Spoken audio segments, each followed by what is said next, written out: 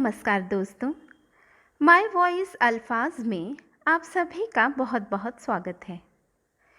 मालती जोशी जी द्वारा लिखे उपन्यासों की श्रृंखला में आइए आज सुनते हैं उपन्यास निष्कासन का पहला भाग। सारी रात शरीर पर जैसे छिपकलियां रेंगती रहीं। 4 बजे के बाद तो बिस्तर पर लेटना मेरे लिए असंभव हो गया। शावर के नीचे बैठकर देर तक नहाती रही, तब जाकर जी हल्का हुआ। बाथरूम से लौटकर देखा, डॉक्टर कोहली अब भी गहरी नींद में सोए हुए थे। नींद में उनका चेहरा बच्चों का सा लग रहा था, तृप्त, शांत, निर्लिप्त।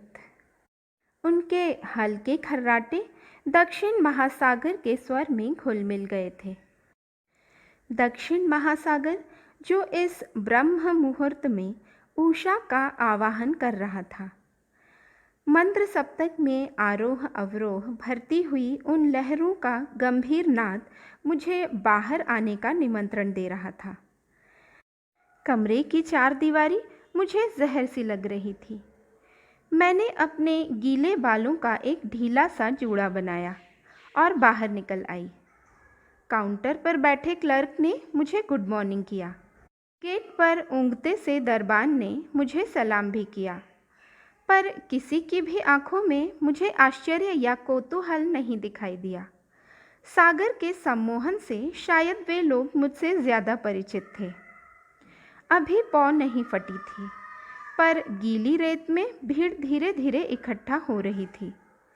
सबकी आंखें दक्षिण के प्रसिद्ध सूर्योदय को देखने के लिए ललक रही थीं। उस भीड़ में यद्यपि कहीं कोई परिचित चेहरा नहीं था, फिर भी उस क्षण वे सारे लोग बड़े अपने से लग रहे थे। भीड़ से छिटक कर मैं कोने में बैठ गई। जल की सिंदूरी आभा को अपने में भरती हुई मेरी आंखें विवेकानंद शिला स्मारक से जाटक रहीं, जो धीरे धीरे आकार ले रहा था। जैसे जैसे दिशाएं उजली होती जा रही थी, उसका एक एक अंग उद्भासित हो रहा था। पहले शिखर, फिर गर्भगृह, फिर सीढ़ियाँ। लग रहा था जैसे किसी शिल्पी ने तम का पहाड़ चीर कर एक मंदिर ऊपर से नीचे की ओर तराशना प्रारंभ किया हो। बहुत दिनों पहले गरोठ के पास धर्मराजेश्वर का मंदिर देखा था, उसकी याद हो आई। खिलखिलाहट की ध्वनि सुनकर मैंने चौंक कर सिर उठाया। कल वाली स्कूल पार्टी पूरे तट पर फैल गई थी। कल यही सब शिला स्मारक पर भी मिली थी। सारा वक्त मेरी आंखें उन्हीं का पीछा करती रहीं। उनका चहकना, खिलखिलाना, गोल गोल आंखें घुमाकर बातें करना, एक दूसरे के कंधों पर झूल कर चलना, टीचर को देखकर जीभ काट लेना, सब कुछ कितना प्यारा लग रहा था। जब तक वे लोग बोट पर बैठकर रवाना न हो गईं, मैं अपलक उन्हें देखती रही। होश में आने पर देखा, डॉक्टर कोहली एक गवाक्ष के सहारे चुपचाप खड़े समुद्र को निहार रहे थे। मुझे अफसोस है, मैंने उनके पास जाते हुए संकोच में डूबे हुए स्वर में कहा। नहीं, अफसोस की क्या बात, उन्होंने भर्राए कंठ से कहा और आगे चल दिए, जैसे अब तक मेरी ही प्रतीक्षा में खड़े हों। मैं घिसटती सी उनके पीछे चल दी। मन में एक अपराध बोध व्याप गया। मेरी वजह से आज की शाम बेसुरी हो गई है। तरह तरह से मैंने उस तनाव को तोड़ने का प्रयास किया। स्मारक के दर्शन के बाद जब हम लोग बोट से इस किनारे तक आए, तब तक वे काफ़ी नॉर्मल हो चुके थे। सुनिए, उन्हें सहज जानकर मैंने सफाई देते हुए कहा। इन लड़कियों को देखकर मुझे गुड़िया की याद हो आई थी। मैं जानती हूँ कि यह ठीक नहीं, पर मैं क्या करूँ? इसमें गलत तो कुछ नहीं, उन्होंने मुझे आश्वस्त करते हुए कहा। लेकिन एक बात मेरी समझ में नहीं आती। मैं बुद्धू की तरह उन्हें देखती रही। तुम्हें हर बार स्कूली लड़कियों को देखकर ही गुड़िया की याद क्यों आती है? इन 15 दिनों में मैंने यह बात कई बार मार्क की है। फ्रॉक या स्कर्ट ब्लाउज वाली किसी लड़की को देखते ही तुम्हारी आंखें पीड़ा से भर उठती हैं। क्या तुम्हारी कल्पना में वह अब भी छोटी सी बच्ची ही है? मैंने भी उसे देखा है। वह एक सुंदर युवती है, मनोहर और मांसल। तुम पता नहीं क्यों उसे अब तक नन्ही मुन्नी गुड़िया ही समझती रही हो। शायद माँ की नज़रों में बच्चा कभी बड़ा होता ही नहीं, ठीक है ना? शायद यही बात हो। उनके लंबे चौड़े वक्तव्य का मैंने संक्षिप्त सा उत्तर दे दिया। अब उन्हें कैसे समझाती कि साड़ी में लिपटी हुई सजी धजी वह लड़की तो बिन्नी, उसकी बुआ की विधु है। मेरी गुड़िया तो इन्हीं लड़कियों जैसी है, हिरनी की तरह खुलाचे भरने वाली, चिड़िया की तरह चहकने वाली, झरने की तरह खिलखिलाने वाली। मेरे मन प्राणों में तो उसका वही रूप है। कह भी देती तो क्या वे समझ पाते? पुरुष हैं, फिर इतने वर्ष पश्चिम में बिताकर आए हैं। पश्चिम जहाँ लोग सिर्फ वर्तमान को जीते हैं, उसे पूरी इच्छा शक्ति के साथ भोगते हैं, तभी तो इतना खुलकर हंस पाते हैं। कौन कह सकेगा कि डॉक्टर कोहली अमेरिका में अपनी पत्नी और 2 बेटे छोड़कर आए हैं। जो बीत गया उसके लिए कोई कसक नहीं, मलाल नहीं। अतीत के लिए बिसूरना तो हमारे हिस्से में आया है। बड़ी मुश्किल से अपने को समेटकर मैं अपने पूरे मन से एंजॉय करने का निश्चय कर चुकी थी, पर कन्याकुमारी की प्रतिमा के सामने जाकर फिर बिखर गई। मन सुदूर अतीत में दौड़ गया, जहाँ स्कूल में वार्षिकोत्सव में मदन भस्म संगीतिका का अभिनय करने के लिए वह पार्वती के रूप में सज धज कर तैयार बैठी थी। मैं कैसी लग रही हूँ मम्मी? मुझे ग्रीन रूम में देखते ही उसने पूछा था। तब दोनों हाथों में उसका माथा पकड़कर मैंने उसे चूम लिया था। उस समय उसकी आंखें ऐसी ही हंस रही थीं, ऐसी ही। वाह, क्या आंखें हैं, क्या सौंदर्य है, डॉक्टर कोहली अभिभूत होकर कह रहे थे।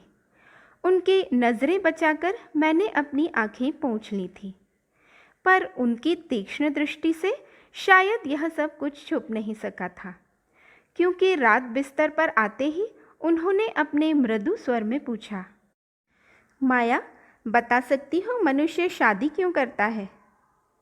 यह क्यों पूछ रहे हैं आप? मैंने उत्तर में एक प्रश्न ही जड़ दिया।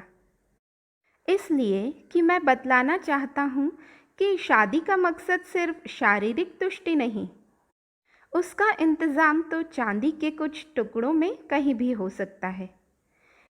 इंसान जब शादी करता है तो ज़रूर ही इससे कुछ ज़्यादा चाहता है। तो क्या आपको वह नहीं मिल रहा? मैंने कांपते स्वर में पूछा। नहीं, उन्होंने 2 टूक जवाब दिया। उल्टे मुझे रोज़ ऐसा लग रहा है जैसे मैंने तुम्हारे साथ बलात्कार किया हो। कोई भी शरीफ आदमी इस भावना के साथ खुश नहीं रह सकता। क्या यह शादी तुम पर थोपी गई है? मैंने नकारात्मक ढंग से सिर हिला दिया, पर उनकी आंखों में अविश्वास बराबर झलकता रहा। दरअसल बात यह है कि पिछला सब कुछ एकदम भूलना मेरे लिए मुश्किल है। मैंने कहने का प्रयास किया, पर मेरी बात काटते हुए उन्होंने कहा, भूलने के लिए कौन कहता है? कम से कम हम हिस्सा तो बांट ही सकते हैं। सच तो था, उन्होंने भी तो मुझे अपने प्रेम की, असफल विवाह की दास्तान सुनाई थी। यह भी बतलाया था कि वहाँ की आपाधापी से ऊबकर वे अब एकदम शांत जीवन बिताना चाहते हैं। इसलिए उन्होंने महाराष्ट्र के एक सुदूर ग्राम में अपनी डिस्पेंसरी खोल रखी है। नरेंद्र की असमय मृत्यु के दाग को छोड़ दिया जाए तो मेरे वैवाहिक जीवन की स्मृतियाँ माधुर्य से ओतप्रोत थीं, जिन्हें अपने एकाकी जीवन में भी मैंने अपनी कल्पना में ही कई कई बार जिया है।